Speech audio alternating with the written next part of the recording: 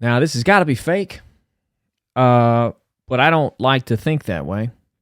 I like to believe in things. And so, especially when it's this crazy. I mean, a Florida man has been arrested after authorities report he was tranquilizing alligators in the Everglades and then raping them. I mean, it's a very ballsy move. I mean, it's a tough thing to do.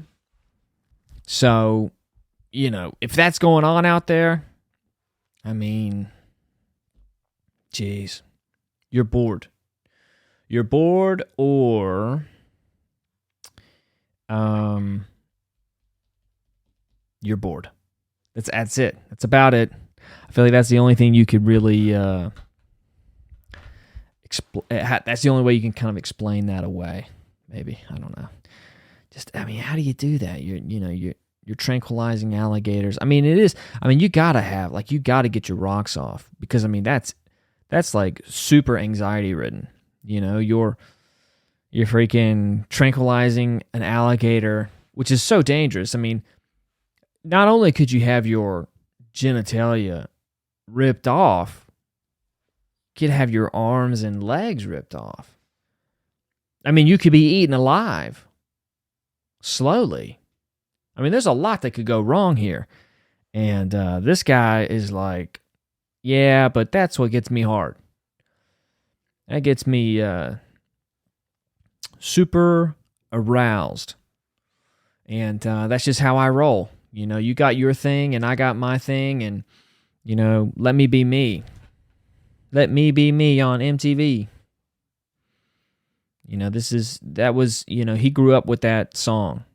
At some point in his life, he heard that Eminem song, and he was like, you know what, I feel you, Eminem. I feel like I'm on the outskirts of society as well, and I resonate with that song that you just made a hit, and you know what? I appreciate it. It's like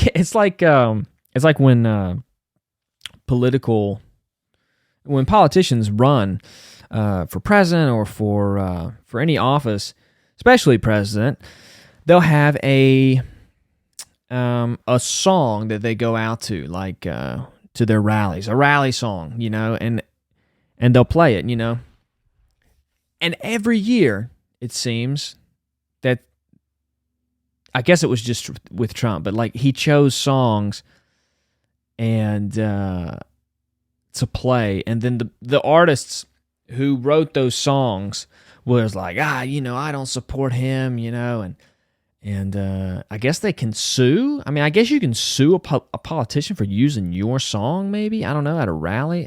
I feel like you can't. I'm not sure. I really don't want to look into it, but it is hilarious to me that you write a song and it's so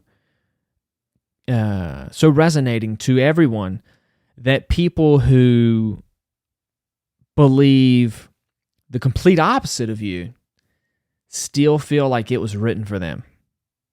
I mean, that's kind of ironic. You put all of yourself into it. I mean, there was probably a song that Adolf Hitler kind of made his thing, and then, when he was doing campaigns and speeches, he would go out to this one song and get the orchestra to play it, or, put it on the old, what is it? Put the vinyl record on. I think they had vinyl records. They had to have had vinyl records back then. And, you play that when you go out. And, that orchestrator, that maestro, that singer-songwriter, might have been a little bit perturbed. But the thing is with that is you don't want to talk, you don't want to speak against Mr. Adolf. He had a way of rooting you out, or getting you out of the way, killing you. Yeah, that's what he did. So I feel like artists in America are too ballsy now. Like if a politician wants your song,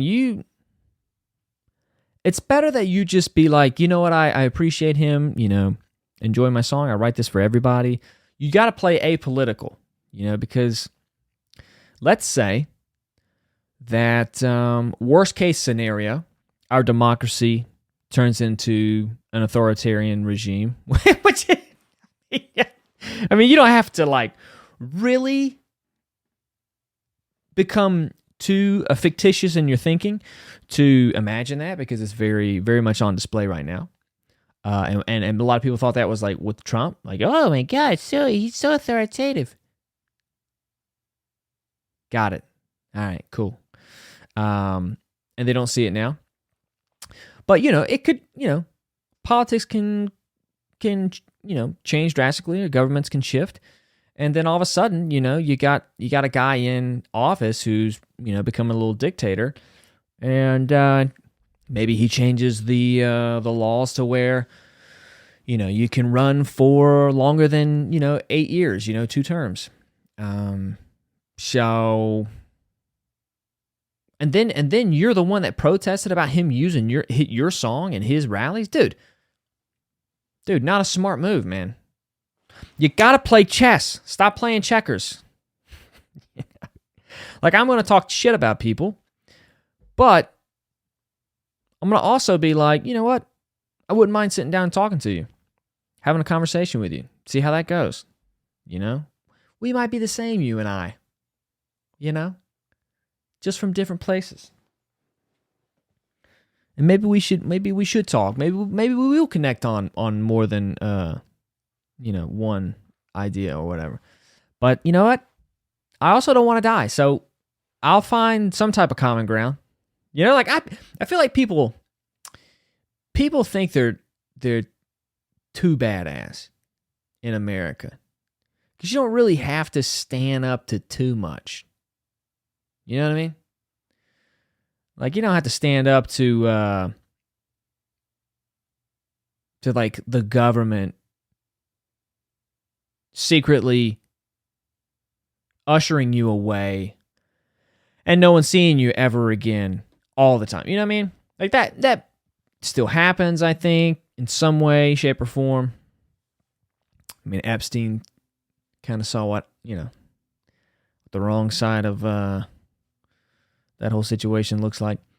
But we don't have to really worry about it. We have free speech and we can talk shit. And especially now, like, with everything so political, the left, I mean, is just so emboldened to say whatever they want. Without, and this happens on the right too, is like everybody is like talking shit in a way that like doesn't really make friends with the other side. It's weird. It's weird. It's like you don't have friends that think differently than you, and that's kind of like a little strange. It's a little strange. Come on. I mean, that really lets you know like what type of person you are. When someone that views things differently than you doesn't feel like you care about them enough to talk to them or be friends with them. Yeah, you might need to switch your style up a little bit. That's why, like, people who tranquilize and sexually assault alligators are definitely going to be my friend, because I'm not going to be another alligator. Why would you do that? You know what I mean? Like, you put a big target on your back when you go out protesting against guys who tranquilize and rape alligators. All the guys that are, part of this tranquilizing alligators club on Facebook that aren't really vocal, don't put out any YouTube videos about it on how-tos or anything. They're watching you protest and they're like, huh, he's trying to keep me from doing what I want to do. I got something for him. We'll see what we do with him. I don't want to be on the other end of that. That's not cool. Anyways, that's those are just ways of going about life that I will teach you. That's one way.